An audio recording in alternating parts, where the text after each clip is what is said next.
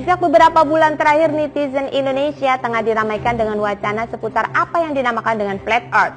Teori ini mengatakan bahwa bumi ini sebenarnya berbentuk datar dan lempeng, bukan bulat seperti yang dipercaya oleh masyarakat zaman sekarang. Sebenarnya pandangan bumi itu datar bukan barang baru. Kepercayaan itu sudah muncul sejak zaman kuno. Dan kalau dihitung-hitung, sahabat Aurelia Eva, sesungguhnya kepercayaan umat manusia bahwa bumi itu datar masih jauh lebih lama daripada masa kita percaya bumi itu bulat sesuai teori heliosentris. Akan tetapi memang publik baru kemudian menaruh minat pada isu ini kembali sejak organisasi masyarakat Flat Earth yang pertama didirikan, The International Flat Earth Research Society, pada tahun 1956. Hal-hal menarik dan mind-blowing dalam Flat Earth yang dikemukakan para flatter membuatnya menjadi trending topik sejak November 2015 dan begitu mewabah. Sahabat Aurelia Eva, sebelum saya mengungkapkan tentang fakta bumi datar, terlebih dahulu kita ketahui 10 hal bahwa bumi berbentuk bulat. Pertama, ada banyak peta bumi berbentuk globe. 2, ada banyak satelit di angkasa. 3, ada GPS dan Google Map. Keempat, Galileo membuktikan heliosentrik. 5, ada gravitasi dari Newton. 6, gerhana dan perhitungannya. 7, horizon bumi lengkung. 8, penerbangan keliling dunia. 9, space program. 10, flat earth mundur 500 tahun. Nah, sahabat Aurelia Eva, berdasarkan itu saya akan membahasnya untuk Anda mengenai 7 fakta logis bumi datar.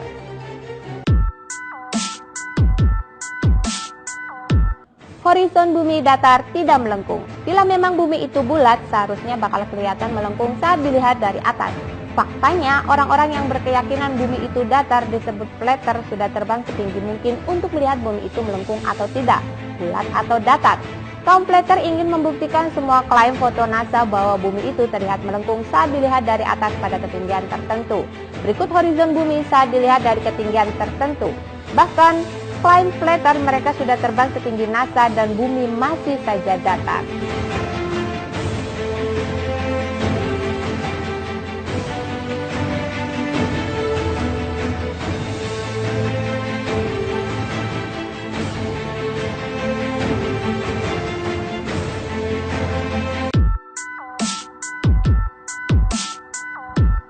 Satelit adalah ilusi. Internet terhubung melalui kabel, bukan satelit. Menurut flatter, satelit itu hanya kebohongan NASA untuk mengeruk uang. Faktanya, siaran TV, internet, telepon, dan lain-lain terhubung menggunakan jaringan kabel bawah laut dan 7 menara utama dunia. Dan saat ini, dunia mengakui bahwa kecepatan internet lebih optimal melalui jaringan kabel fiber optik daripada sinyal satelit. Bahkan internet satelit masih hanya gagasan saja. Terus, bagaimanakah dengan Google Map? Bukankah itu memakai GPS? Bagaimana mereka melakukannya? Nah, sinyal-sinyal yang canggih itu dihasilkan dari menara telkom biasa. Dan bagaimana bisa kelihatan foto dan gambar dengan jelas atap rumah? Ternyata Google Map menggunakan ROV, bukan satelit. Dan pada bumi yang datar, tidak diperlukan satelit. Anda hanya perlu menara telkom biasa. Dan sahabat Aurelia Eva, inilah bukti bahwa Google tidak memakai satelit, tapi memakai menara telkom. Mobile has solved this problem with a new beta feature called My Location. Instead of you telling Google your location, Google displays your location on the map with a click of a button, and it doesn't require GPS.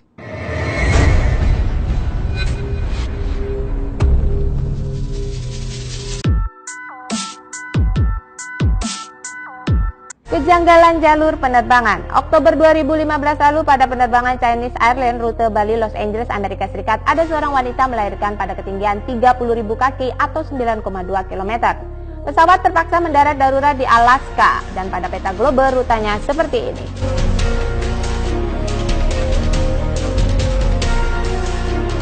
Pada peta datar rute Bali LA mendarat di Alaska adalah seperti ini.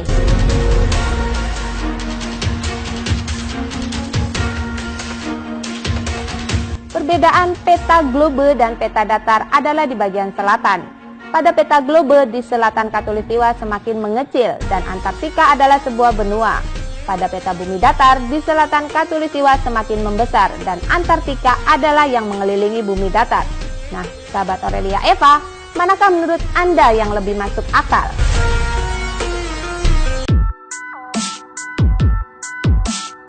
Fakta selanjutnya, catatan perjalanan Kapten Cook. Kapten James Cook menjelajahi Antartika selama 3 tahun 8 hari. Ia hanya menemukan tembok es, tak ada jalan masuk selama 3 tahun 8 hari itu.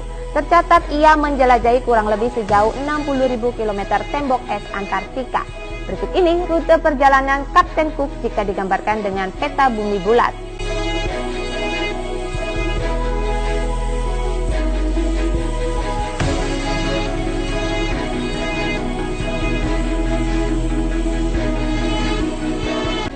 Berdasarkan itu dapat kita simpulkan pada peta globe Antartika dibilang sebagai benua dengan keliling 12.000 mil atau 19.300 km.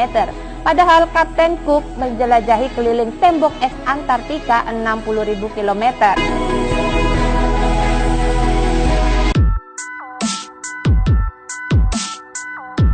Berikutnya adanya kubah langit yang tak bisa tembus. Nah, setelah operasi High Jump dan Deep Rise, dunia berubah total. Dimulailah perundingan negara inti dan ditetapkan Antartika sebagai daerah terlarang. Pada tahun 1957 diluncurkan Sputnik, satelit pertama Rusia. Tahun kemudian pada tahun 1958 muncullah NASA dan dari situ dimulai kisah penjelajahan luar angkasa, pendaratan di bulan, bisnis satelit, pengiriman satelit ke Mars, Jupiter, dan lain-lain. Bersama dengan itu, Amerika Serikat dan Soviet juga kompak meluncurkan bom nuklir ke langit selama 4 tahun dari tahun 1958 sampai 1962 yang dinamakan High Altitude Nuclear Explosion. Hal ini bisa dilihat dari dokumen NATO yang telah dibuka dan boleh diketahui untuk umum setelah 50 tahun kemudian, pada tahun 2012 lalu. Hasil pengumuman itu nihil, langit tidak bisa ditembus. Menurut fenomena Van Allen, ada medan radiasi yang menyelimuti bumi. Dan berikut ini daftar operasi bom nuklir langit yang dilakukan oleh Amerika Serikat dan Soviet.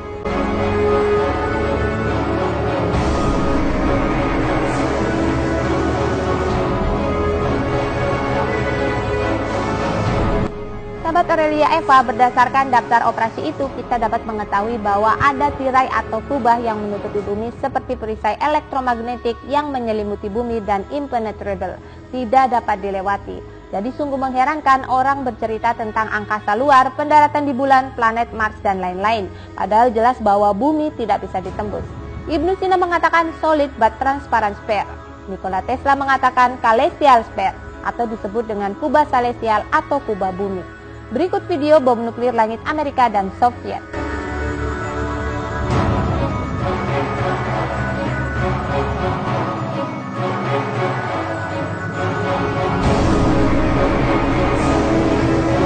Nah, sahabat Aurelia Eva, bagaimanakah menurut Anda?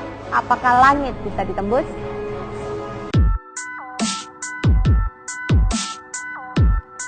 Permukaan laut ternyata datar. Nah, selama ini kita dikenalkan bahwa bumi berbentuk bulat bola dan permukaan lautnya melengkung. Sebagaimana ilustrasi gambar berikut ini. Di mana makin jauh kita pergi dari tepi pantai, maka kita akan makin tak terlihat karena termakan lengkungan bumi. Aum Plater mencoba membuktikannya apakah benar permukaan laut itu bisa melengkung.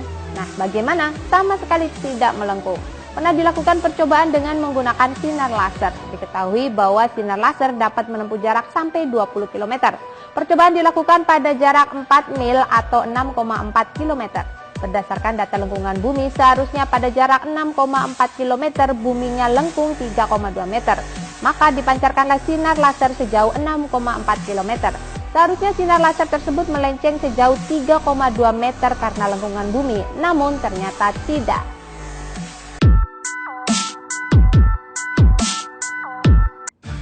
NASA tidak bisa menjawab jarak bumi ke bulan. Jika menggunakan teori jarak antar planet yang diperkirakan oleh NASA, maka gerhana tidak bisa diprediksi. Menurut para Plater, matahari dan bulan ukurannya lebih kecil dari bumi. Jaraknya pun sangat dekat dengan bumi, tidak sampai ratusan juta kilometer sebagaimana klaim NASA. Perhatikan pemahaman Profesor Paul berikut ini. To really understand eclipses, you have to understand the scale of the Earth, the Moon, and the Sun system. To start with, the diameter of the moon is 1/4 the diameter of the Earth. That means that 4 moons would fit across this 10-centimeter diameter model of the Earth. One thing you haven't seen in that textbook, however, is the real scale distance between the Earth and the moon. Here's my assistant. I'll give her the Earth, and we'll use the string to measure the distance between the Earth and the moon. You'll see that the moon is 30 Earth diameters away from the Earth. And understanding this distance, you'll see why it's so important that the moon be exactly lined up with the sun to make a total solar eclipse. The sun, at this scale, is 10 meters in diameter, the size of a 3-story building, and over a kilometer away. So now you see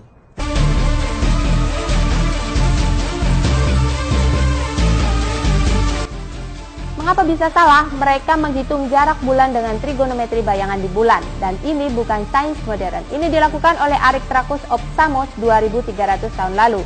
Dan dari situlah muncul asumsi, rumus di atas rumus, dan jadilah model alam semesta versi sains modern. Karena jarak perhitungan salah, jarak bulan salah, berarti jarak matahari dan planet-planetnya juga salah. Akibatnya seluruh model alam semesta yang diajarkan selama ini salah. Seharusnya dilakukan koreksi, menghitung jarak tidak harus dilakukan di bulan, bisa dilakukan di bumi. Akademisi barat tahu persis hal ini, tapi mereka menutupinya karena akan menghancurkan model alam semesta yang diajarkan selama ini. Berikut ini adalah bukti para akademisi dalam menghitung jarak.